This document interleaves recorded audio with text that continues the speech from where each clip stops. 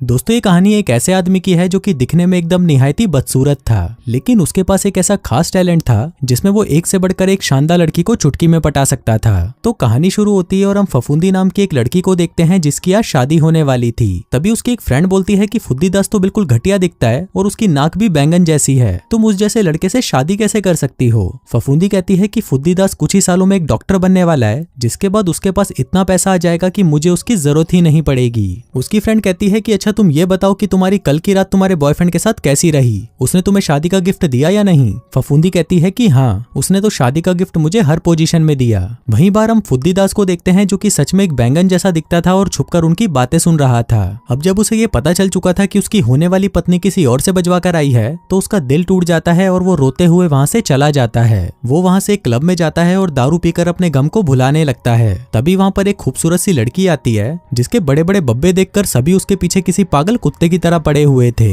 वो फुद्दी दास के पास आकर बैठती है, पर तभी फुद्दी दास उसे कुछ बताने लगता है, जिस पर वो लड़की भड़क जाती है और उसे कहती है कि तुम लोग मुझे शांति से बैठने भी दोगे या नहीं। फुद्दी दास कहता है लेकिन मैं तो आपको ये बता रहा था कि आपका पर्स नीचे गिर गया है। अब उसके हाथ में वेडिंग रिंग देखकर उस लड़की को लगता है कि शायद फुद्दी दास शादीशुदा है, इसलिए वो उससे माफी मांगती है और उसे कहती है कि ये सारे लोग मुझे बजाने के लिए मेरे पीछे पड़े हुए हैं। जिसके बाद वो उससे उसकी वाइफ के बारे में पूछने लगती है। अब फुद्दी दास उसे सब कुछ सच बताने ही वाला था, लेकिन उसकी सुंदर शक्ल और सेक्सी फिगर देखकर वो उसे झूठ बोल देता है और कहता है कि मेरी बीबी तो मुझे 6 साल पहले ही छोड़कर जा चुकी है। बताता है कि मेरी बीबी कहती थी कि मैं कितना भी काम कर लूं लेकिन उसकी शॉपिंग का खर्चा नहीं उठा पाऊंगा। कहता है कि मैंने अपनी वाइफ को खुश करने के लिए 14 बच्चे भी अडॉप्ट कर लिए, लेकिन वो बहन की घोड़ी फिर भी मुझे छोड़कर चली गई। अब ये सब सुनकर उस लड़की को उस पर तरस आने लगता है और वो उसे कहती है कि तुम कितने दुखी हो, क्या मैं तुम्हारा दुख बांट सकती हूँ। जिसके बाद वो उसका हाथ पकड़ती है और उससे अपनी पिंकी पिटवाने के लिए अपने साथ ले जाती है। अब ऐसे ही कुछ साल बीत जाते हैं और हम फुद्दी दास को देखते हैं जो पूरी तरह बदल चुका है। वो क्लब में होता है जहाँ पर वो एक लड़की को अपनी वही वाली कहानी सुना रहा होता है। अब उसकी ये दुख भरी कहानी सुनकर उस लड़की को भी उस पर तरस आने लगता है, जिसके बाद वो उससे अपनी पिंकी पिटवाने के लिए उसे अपने साथ ले जाती है। हम देखते हैं कि फुद्दी दास ऐसे ही अपनी नकली शादी की कहानियां सुनाकर लड़कियों को फंसा लेता है और फिर उन्हें बजाकर वहां से चला जाता है।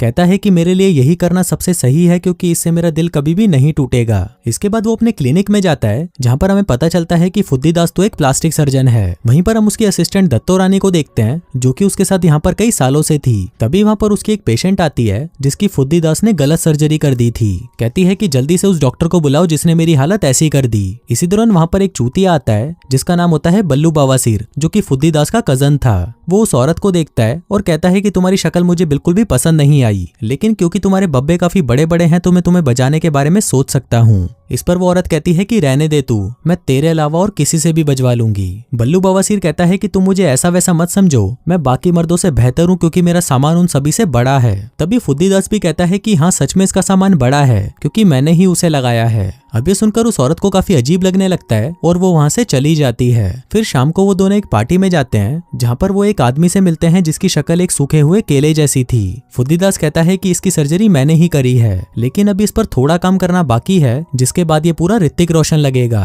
तभी वहाँ पर सूखे केले की पटाखा पत्नी आती है और उसे बताती है कि तुम्हारा बेटा सीढ़ियों से गिर गया है और उसके पैर पर चोट लगी है। ये सुनकर फुद्दी दास कहता है कि तुम चिंता मत करो, मैं उसके पैरों में टांके लगा दूंगा। जिसके बाद वो उस बच्चे के पास जाता है और उससे पूछता है कि तुम सीढ़ियों से नीचे कैसे गिरे। बच्चा कहता है कि मैं किसी चीज से डिस्ट्रैक्ट हो गया था। फुद्दी दास कहता है कि कहीं वो तुम्हारी सौतेली माँ तो नहीं थी, क्योंकि इस उम्र में तो तुम्हें तुम्हारी माँ के बारे में ही सोचना चाहिए। बच्चा कहता है कि नहीं, वो कोई और थी, वो लंबी थी, उसके सुनहरे बाल थे और उसके बब्बे इतने सॉलिड थे कि मैं तो उसका दीवाना ही हो गया। फुद्दी दास कहता है कि भीसड़ी की अपनी छोटी सी मूंगफली को अपने पास ही रख, नहीं तो मैं तेरे पिछवाड़े में इंजेक्शन लगा दूंगा। फिर जब वो वहां से बाहर निकलता है तो वहां पर एक बहुत ही खूबसूरत लड़की आती है जिसके सुनहरे बाल थे और उसके बब्बे बहुत ही सॉलिड थे, जिसको देखकर फुद्दी दास भी समझ जाता है कि उस बच्चे की छोटी मूंगफली को इसी ने ही बड़ा किया होगा। फिर वो उस लड़की से कहता है तो वो तुम ही हो जिसने उस बच्चे का ध्यान भटकाया। लड़की कहती है कि क्या? फुद्दी दास कहता है कि तुम्हारी इस खूबसूरती से उस बेचारे बच्चे का ध्यान भटक गया और वो सीढ़ियों से नीचे जा गिरा। लड़की कहती है अच्छा, फिर तो इसके लिए मुझे सजा भी मिलनी चाहिए। जिसके बाद वो उसे लेकर बाहर आ जाती है। वो बताती है कि मेरा नाम नशीली मुन्नी है और मैं एक टीचर हूँ। फिर वो फुद्दी दास से पूछती है कि तुम क्या करते हो, जिस पर वो बताता है कि मैं एक प्लास्टिक सर्जन हूँ। नशीली मुन्नी कहती है कि मुझे प्लास्टिक सर्जरी फेक लगती है क्योंकि उससे कोई भी सुंदर नहीं दिखता। फुद्दी दास कहता है कि मैं एक अच्छा प्लास्टिक सर्जन हूँ और मेरी सारी सर्जरी बिल्कुल सही रही है। जैसे तुम उस लड़के को ही देख लो, पहले उस लड़के का पिछवाड़ा सपाट था लेकिन फिर मैंने उसकी सर्जरी करके उसे मोटा कर दिया। इसके बाद वो दोनों बातें करते करते बीच पर पहुंच जाते हैं। फुद्दीदास उसे बताता है कि मुझे तुम्हारे साथ आज वक्त बिताकर बहुत अच्छा लगा, मैंने पहले कभी ऐसा महसूस नहीं किया जैसा मैं आज कर रहा हूँ। इसके बाद वो दोनों एक दूसरे को चूसने लग जाते हैं और फिर वहीं खुले समुद्र के बीचों बीच वो दोनों दबाकर मजदूरी करने लगते हैं। फिर अगली सुबह जब वो उठते हैं तो नशीली मुन्नी उसे कहती है कि अभी तो मुझे काम पर जाना है, लेकिन तुम मुझे अपना नंबर दे दो ताकि अगली बार हम ये दोनों तुम्हारे घर पर तुम्हारे पलंग पर कर सकें। फुद्दीदास कहता है कि मेरी पैंट की जेब में मेरा कार्ड पड़ा है, तुम उसे निकाल लो। वैसे ये मैं तुम्हें खुद निकाल कर दे देता, लेकिन दिन में तुम मेरा सामान देखकर डर जाओगी और यहाँ से भाग जाओगी। फिर नशीली मुन्नी जैसे ही उसके जेब में से कार्ड निकालने लगती है तो वहाँ पर उसे उसकी वेडिंग रिंग मिलती है। अब ये देखकर नशीली मुन्नी गुस्सा हो जाती है और उसे कहती है कि ये क्या है, तुम शादीशुदा हो और तुमने मुझे बताया भी नहीं। फुद्दीदास कहता है कि नहीं नहीं, मैं शादीशुदा नहीं हूँ, मुझे बस 1 मिनट दो, मैं तुम्हें समझाता हूँ। लेकिन नशीली मुन्नी गुस्से में थी और वो कहती है कि मुझे आज के बाद कभी कॉल मत करना, जिसके बाद वो वहाँ से चली जाती है। अब फुद्दीदास सच में नशीली मुन्नी से प्यार करने लगा था, इसलिए वो उसे मनाने के लिए उसके स्कूल पहुंच जाता है। लेकिन नशीली मुन्नी उसे कहती है कि मैंने तुम्हें बोला था ना कि मुझे तुमसे नहीं मिलना, मुझे शादीशुदा मर्द बिल्कुल भी पसंद नहीं है। मेरे बाप ने भी ऐसे ही एक शादीशुदा औरत के लिए मेरी माँ को धोखा दिया था और मैं भी किसी शादीशुदा औरत का घर नहीं तोड़ना चाहती। तभी वहाँ पर खड़ा एक बच्चा फुद्दीदास से कहता है कि इससे दूर रह भीसड़ी के। फुद्दीदास उसे कहता है कि चुप कर जा, नहीं तो मैं तेरी मूंगफली काट दूंगा। फिर वो नशीली मुन्नी को बताता है कि मैं शादीशुदा तो हूँ, लेकिन मेरी वाइफ का कहीं और अफेयर चल रहा है। नशीली मुन्नी कहती है कि अगर तुम्हें इससे प्रॉब्लम है तो तुम उसे तलाक क्यों नहीं दे देते। इस पर फुद्दीदास कहता है कि मैं उससे तलाक ले रहा हूँ, कुछ ही दिनों में हम पेपर साइन करने वाले हैं, जिसके बाद मैं उससे पूरी तरह आजाद हो जाऊंगा। नशीली मुन्नी उसे पूछती है कि उसका नाम क्या है। फुद्दीदास कहता है कि जोगिंदर जहरीली। नशीली मुन्नी कहती है कि उसका नाम जोगिंदर जहरीली है। फुद्दीदास कहता है कि हाँ, कितना गंदा नाम है ना, और उसके नाम के साथ साथ उसकी हरकतें भी बहुत गंदी हैं, इसीलिए तो हम दोनों अलग हो रहे हैं। नशीली मुन्नी पूछती है अच्छा तुम्हारी वाइफ का अफेयर किसके साथ है। फुद्दीदास बताता है कि उसका नाम है बल्लू बवासीर। नशीली मुन्नी कहती है कि हर आदमी यही बोलता है कि वो अपनी वाइफ को छोड़ देगा, लेकिन ऐसा कुछ नहीं होता। फुद्दीदास कहता है कि नहीं, मैं उसे छोड़ दूंगा, वैसे भी मेरी वाइफ उस बल्लू बवासीर के साथ बहुत खुश है और अब मैं भी खुश होना चाहता हूँ, जिसके लिए मुझे तुम्हारे साथ रहना है। अब नशीली मुन्नी इसके लिए मान जाती है, लेकिन वो कहती है कि पहले मुझे तुम्हारी वाइफ से मिलना है। अभी सुनकर फुद्दीदास पहले तो घबरा जाता है, लेकिन फिर वो कहता है कि ठीक है, तुम उससे शाम को मिल लेना। जिसके बाद वो वहां से सीधा अपनी असिस्टेंट दत्तो रानी के पास जाता है और उसे कहता है कि प्लीज आज के लिए तुम मेरी फेक वाइफ बन जाओ। दत्तो रानी कहती है कि तुम पागल हो गए हो क्या, अगर वो लड़की गलती से ऑफिस आ गई तो उसे पता चल जाएगा कि मैं तुम्हारी असिस्टेंट हूँ। फुद्दीदास कहता है कि तुम चिंता मत करो, मैं तुम्हारी प्लास्टिक सर्जरी कर दूंगा। दत्तो रानी पहले तो उसे मना कर देती है, लेकिन फुद्दीदास के काफी रिक्वेस्ट करने पर वो मान जाती है। जिसके बाद फुद्दीदास उसे महंगे महंगे शोरूम में शॉपिंग करवाता है ताकि वो दिखने में एकदम पटाखा लगे और बिल्कुल वैसी ही लगे जैसी एक प्लास्टिक सर्जन की वाइफ होनी चाहिए। फिर शाम को सभी एक रेस्टोरेंट में मिलते हैं, जहाँ पर नशीली मुन्नी उसे बताती है कि एक बार मैं तुम्हारी वाइफ से मिल लूं, उसके बाद आज रात को मैं तुमसे अपनी पिंकी पिटवाऊंगी। अब ये सुनकर फुद्दीदास खुश हो जाता है और कहता है कि मेरा हथियार तो तुम्हारी लेने के लिए कब से खड़ा है। तभी वहाँ पर दत्तो रानी भी आ जाती है, जो कि महंगे कपड़ों में एकदम पटाखा लग रही थी। फिर वो उन लोगों के सामने जाहिलों वाली हरकतें करने लगती है और नशीली मुन्नी से कहती है कि मैंने सुना है कि तुमने मेरे पति से अपनी पिंकी पिटवाई है। अब ये सुनकर नशीली मुन्नी घबरा जाती है और कहती है कि वो तो गलती से हो गया था, लेकिन इस पर दत्तो रानी कहती है कि चलो किसी को तो इसने संतुष्ट किया, नहीं तो मेरे टाइम पर तो उसका खड़ा भी नहीं होता था। तभी फुद्दीदास और दत्तो रानी आपस में लड़ने लग जाते हैं, जिसको देखकर नशीली मुन्नी भी समझ जाती है कि ये दोनों डिवोर्स लेकर बिल्कुल सही कर रहे हैं। इसके बाद वो सभी वहां से जाने लगते हैं, लेकिन तभी दत्तो रानी को उसके बच्चों का फोन आता है और वो नशीली मुन्नी के सामने ही उससे बात करने लगती है। अभी देखकर नशीली मुन्नी कहती है कि तुम दोनों के बच्चे भी हैं, जिस पर फुद्दीदास कहता है कि हाँ वो गलती से हो गए थे थोड़े से। अब दत्तो रानी तो घबरा जाती है और अपना पिछवाड़ा उठाकर वहां से चली जाती है। वहीं फुद्दीदास उससे पूछता है कि क्या तुम्हें ये जानकर मुझ पर गुस्सा नहीं आ रहा, जिस पर नशीली मुन्नी कहती है कि नहीं, बल्कि मुझे तो और भी अच्छा लग रहा है क्योंकि मुझे बच्चे बहुत पसंद है। इस पर फुद्दीदास कहता है कि मुझे भी बच्चे बहुत पसंद है और मैं तो उनके बिना रह भी नहीं सकता। तभी नशीली मुन्नी कहती है कि मैं भी तुम्हारे बच्चों से मिलना चाहती हूँ, जिस पर फुद्दीदास कहता है कि हाँ क्यों नहीं। फिर अगले सीन में हम देखते हैं कि फुद्दीदास दत्तो रानी के बच्चों के पास जाता है और उनसे कहता है कि तुम दोनों को एक दिन के लिए मेरे बच्चे बनने की एक्टिंग करनी होगी। अब बच्चे इसके लिए मान तो जाते हैं, लेकिन वो कहते हैं कि हमें भी तो चाहिए इसके बदले में कुछ। फुद्दीदास कहता है कि क्या चाहिए तुम्हें, जिस पर लड़की कहती है कि मैं तो एक्टर बनना चाहती हूँ, तो तुम्हें मुझे एक्टिंग स्कूल में डालना होगा। और वहीं लड़का कहता है कि मुझे हवाई जाकर डॉल्फिन्स के साथ स्विमिंग करनी है, इसलिए तुम मुझे हवाई ले जाओ। लेकिन फुद्दीदास उसे इसके लिए मना कर देता है और उसे कहता है कि तुम्हारे लिए वीडियो गेम कैसा रहेगा जिसके साथ मैं तुम्हें बहुत सारी गेम्स भी दे दूंगा। लड़का कहता है वैसे मैं इसके लिए मानता तो नहीं, लेकिन हम ये डील डन कर सकते हैं। फिर अगले दिन वो सभी बच्चों के गेम जोन में मिलते हैं, जहाँ पर फुद्दीदास नशीली मुन्नी को अपने बच्चों से मिलवाता है। वो बताता है कि ये मेरी बेटी सुई धागा है और ये मेरा बेटा है टूटी चप्पल। अब नशीली मुन्नी उनको देखकर बहुत खुश होती है और कहती है कि मुझे तुमसे मिलकर बहुत अच्छा लगा। पर तभी सुई धागा कहती है कि काश मैं भी तुम्हारे लिए ये सब कह पाती, क्योंकि तुमसे मिलने से पहले मैं अपनी पापा की आंखों का तारा थी। हम खूब मस्ती करते थे, घूमते फिरते थे, लेकिन अब मुझे क्या मिला, हफ्ते में सिर्फ 1 घंटा, वो भी इस बच्चों के प्लेग्राउंड में। जिसके बाद वो रोते हुए वहां से चली जाती है। आगे वो सभी साथ में बैठकर लंच करने लगते हैं। लेकिन इसी दौरान जब फुद्दीदास कुछ लेने के लिए जैसे ही वहां से उठकर बाहर जाता है, तभी वहां पर टूटी चप्पल मायूस होने का नाटक करने लगता है। कहता है कि पिछले साल मेरे डैड ने मुझे प्रॉमिस किया था कि वो मुझे हवाई ले जाएंगे और डॉल्फिन के साथ स्विमिंग करवाएंगे, लेकिन उन्होंने मुझे बताए बिना ही ये ट्रिप कैंसिल कर दी।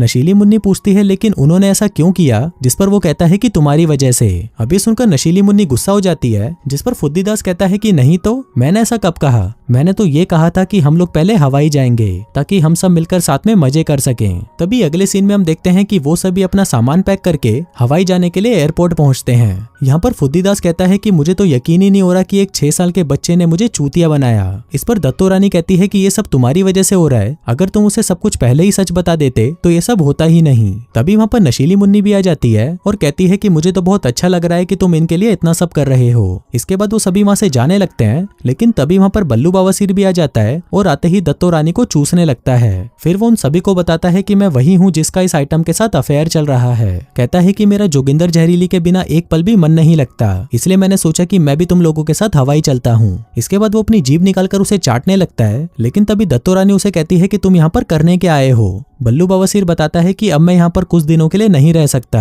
क्योंकि मैंने अपने सामान की फोटो अपनी गर्लफ्रेंड को भेजी थी, लेकिन वो फोटो उसने अपने हस्बैंड को दे दी और अब उसका हस्बैंड मेरी ठुकाई करने के लिए आता ही होगा। इसके बाद वो सभी हवाई पहुंच जाते हैं, जहां पहुंचते ही वो एक होटल में जाते हैं रहने के लिए रूम बुक करने। वहीं होटल मैनेजर उनको बताता है कि आपकी रिजर्वेशन नहीं हुई, इसलिए आपका हुआ एक रात का $12,000। अब ये सुनते ही फुद्दीदास की फट जाती है और वो कहता है कि $12,000 एक रात के? क्या बिस्तर सोने का बना है या बाथरूम में हीरे लगे हैं, या रात को तू मुझे बजाने के लिए आइटम भी साथ में देगा? मैनेजर कहता है कि ऐसा तो कुछ नहीं है, लेकिन आपके इस आइडिया के बारे में मैं जरूर सोचूंगा।